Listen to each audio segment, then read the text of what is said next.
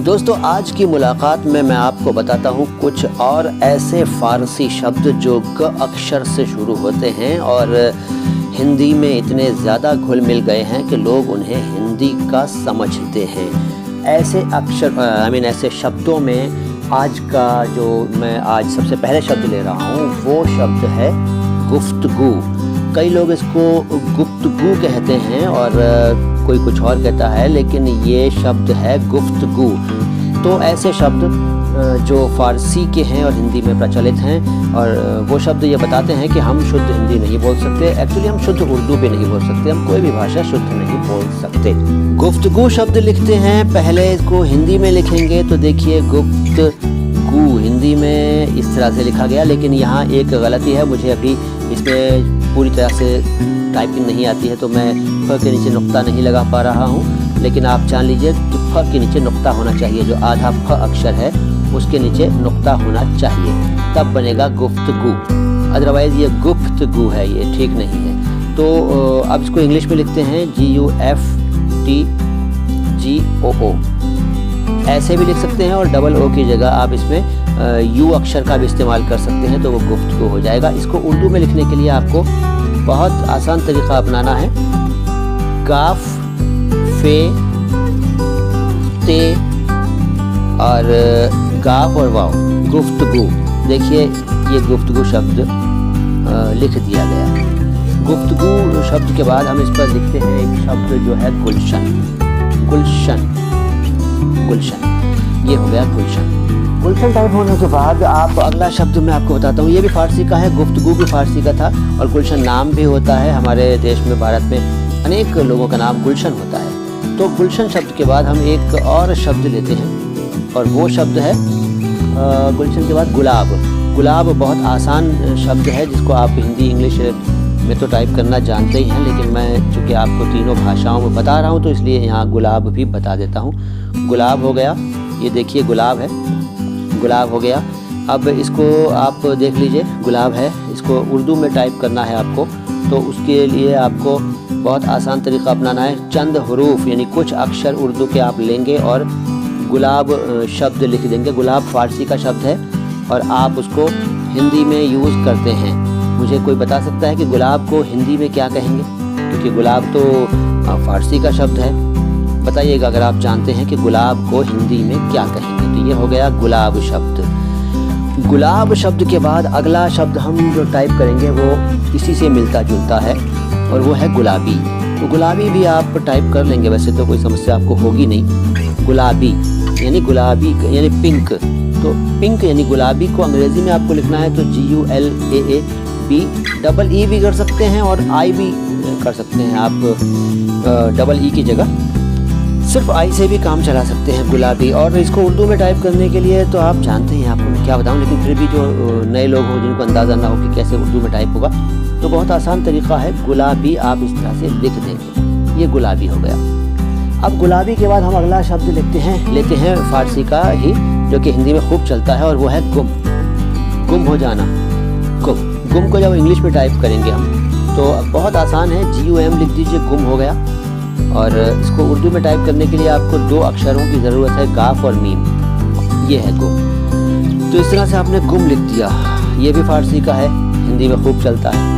अब इसी से मिलता जुलता एक शब्द हम लेते हैं और वो है गुमशुदा यानी खोया हुआ। देखिए खोया हुआ शब्द है हिंदी में, लेकिन अक्सर गुमशुदा शब्द का इस्तेमाल किया जाता है। गुमशुदा, गुम हो चुका, जो गुम हो चुका उसे गुमशुदा कहते हैं। शब्द है गुमशुदा, लेकिन हम उसको लिखते हैं गुमशुदा।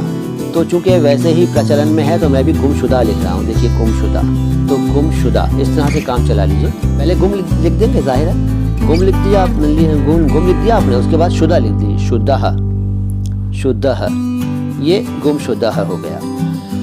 ठीक, कुछ लोग मिलाकर लिखते हैं गुम और शुदा को, लेकिन अलग अलग लिखिए, गुमशुदा हो गया यानी खोया हुआ। इसके बाद अगला शब्द है गंज। गंज शब्द जो है वो आप अक्सर जगहों के नाम में शामिल पाते होंगे। जगहों के नाम जो होते हैं ना, मोहल्लों के, इलाक़ों के या शहरों के नाम भी होते हैं। डाल्टनगंज, कर्नलगंज और बहुत नवाबगंज, बहुत सारे शब्द शहरों के नामों में भी या कस्बों के नामों में गंज शब्द आता है। तो गंज शब्द का अर्थ क्या है? वैसे पहले आपको वैसे बता चुका हूँ मैं बहुत बार, लेकिन फिर बताता हूँ।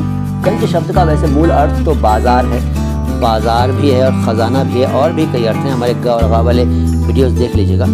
लेकिन यहाँ हम बात कर रहे हैं कि कैसे टाइप होगा, और एक हम ये बता रहे हैं कि आपको ये फ़ारसी के उन शब्दों में शामिल है जो कि हिंदी में खूब इस्तेमाल होते हैं और लोग उन्हें हिंदी का समझते हैं। तो गंज कुछ लोग ऐसे लिखते हैं GANG, कुछ लोग GUNG लिख देते हैं। तो भाई लिखिए कैसे भी आप, वो आपकी मर्ज़ी है, मतलब टाइप कैसे भी करिए, लिखिए कैसे भी, लेकिन आपको मालूम होना चाहिए कि गंज शब्द जो है वो फ़ारसी का है। ये देखिए इस तरह से उर्दू में गंज लिख दिया जाता है। और इसके बाद एक बहुत ही कॉमन शब्द जो डर्टी है ना, डर्टी को आप क्या कहते हैं, ये आपके जहन में आ गया होगा। हिंदी में हम डर्टी को कहते हैं गंदा। असल में वो गंदह था, गंदह फारसी का शब्द है। ये गंदा शब्द फारसी का है, लेकिन गंदह के रूप में है, मगर चलता है गंदा। ये वैसे गेंडा भी ऐसे ही कोई पढ़ लेगा, इसको जैसे चाहे करिए। वैसे यू लगा देंगे अगर जी के बाद तो वो गुंडा हो जाएगा, इसलिए गंदा ऐसे रहने दीजिए। गंदह ऐसे लिखेंगे, और अगर आप गंदह न लिखना चाहें, गंदा लिखना चाहें, गंदा, तो लास्ट में गोल है के बजाय अलिफ लगा दीजिए तो गंदा हो गया। ठीक है। और गंदी लिखने के लिए भी आपको ज़्यादा कुछ नहीं करना है। अंग्रेज़ी और हिंदी में तो आपको आता ही है गंदी लिखना, मैं उर्दू में बताता हूँ सिर्फ गंदी लिखना। गंदी, ये गंदी हो गया, ये गंदी शब्द है, गंदी। अब इसके नीचे मैं गंदगी शब्द लिखता हूँ। ये सारे फारसी के हैं, अब आप समझ गए हैं। गंदा, गंदी, गंदगी, गंदगी। कुछ लोग कहीं ये ना सोचें कि ये आपने इसमें गंदी शब्द जो है अंग्रेज़ी में क्यों नहीं लिखा, तो उनके लिए मैं अंग्रेज़ी और हिंदी दोनों में टाइप कर देता हूँ गंदी। ठीक है। पहले मैं टाइप करता हूँ हिंदी में गंदी, ये हो गया गंदी। इसको अंग्रेज़ी में टाइप कर देते हैं GANDI या DEE। चलो मैं DEE लिख लेता हूँ, आप चाहें तो EE के बजाय आई भी लगा सकते हैं। अच्छा, अब गंदगी, गंदगी, गंदगी, और गंदगी में लास्ट में EE के बजाय आप सिर्फ आई भी लिख सकते हैं, गंदगी। उर्दू में लिखने के लिए बहुत आसान तरीक़ा, गंदगी, ये हो गया गंदगी। तो आज मैं मतलब इस वीडियो में आपको एक शब्द बता रहा हूँ, और वो है गवाह। गवाह, गवाह, गवाह शब्द जो है उसको हिंदी में प्रचलन में आप बहुत पाते हैं।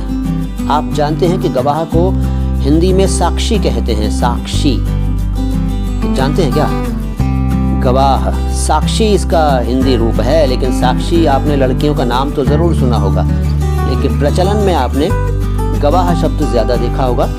वही जो अदालतों के मामले में सुनने में आता है शब्द गवाह, गवाही वगैरह। अभी गवाही भी बताऊंगा, पहले गवाह।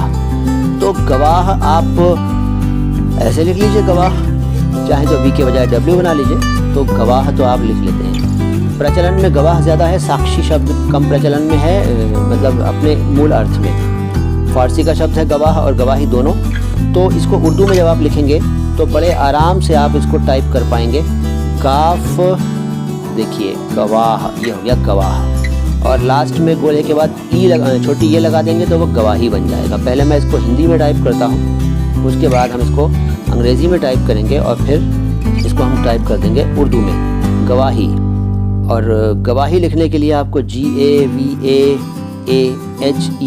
वैसे लंबी स्पेलिंग हो गई, जनरली लोग GAVAHI लिखते हैं, तो वो आपकी मर्ज़ी है, कुछ भी लिखें, मगर आपको मालूम होना चाहिए कि गवाही शब्द फ़ारसी का है और हिंदी में खूब चलता है, गवाही। ये हो गई गवाही। बस आज की मुलाकात में इतना ही रखता हूँ, लेकिन अब मैं आपको ये सभी शब्द जो हैं एक बार दिखाता हूँ। गुफ्तगू, गुलशन, गुलाब, गुलाबी, गुमशुदा, गंज, गंदा, गंदी, गंदी और गंदगी, गवाह, गवाही। तो ये शब्द थे जो आज मैंने आपको बता दिए, और आपने यकीनन इनके बारे में जानकारी हासिल कर ली। और ये बताइए कि कैसी लगी आपको ये मुलाकात, और कुछ और जानना चाहें तो बताइएगा। वैसे और शब्द है मेरे पास काफ से, यानी कि ग अक्षर से, वो भी बताऊंगा। फ़िलहाल इनसे काम चलाइए और कमेंट बॉक्स में कुछ ना कुछ ज़रूर लिखिए। मैं हूँ मोइन शम्सी, आता हूँ बहुत जल्द आपके लिए लेकर और भी बढ़िया बढ़िया जानकारी। सलाम हिंदुस्तान।